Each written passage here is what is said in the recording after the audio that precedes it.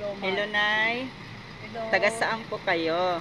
Sa Apelo, Epitya Apelo Course Extension, Maribay, Pasay City. Ilang taon na po kayo? 60.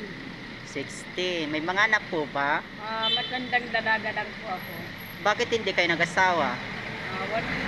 Ewan ko, siguro talagang kapalaran kung ano, dahil may magulang ako dati gusto kong ako mag-alaga sa kanya, dahil mag-isa lang akong babae. May sakit, pero ngayon wala na siya, namatay na. So, sino ano sa'yo? Paano yung pagkain mo?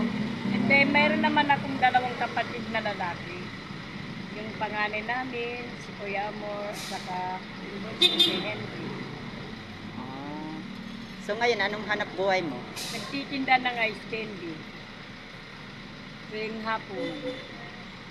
Wala ka na ibang mga ano sa buhay mo? Yung wala ka bang konting negosyo, yung sari-sari store? Wala talaga akong negosyo, kundi nag-angkat lang ako ng ice candy sa kapitbahay namin. Magkano naman ano mo? Ano Porsyento? lang, 5 ang bawat isa. Pag kumuha ko ng 35, meron akong 175. Pag 30, merong 150. Ganun lang. Ah, Maliit lang. ilang taong ka na ngayon? 60. 60. Nakakakuha ka na ba ng senior? Bago pa lang kasi ako, nag-birthday ako ng October 39.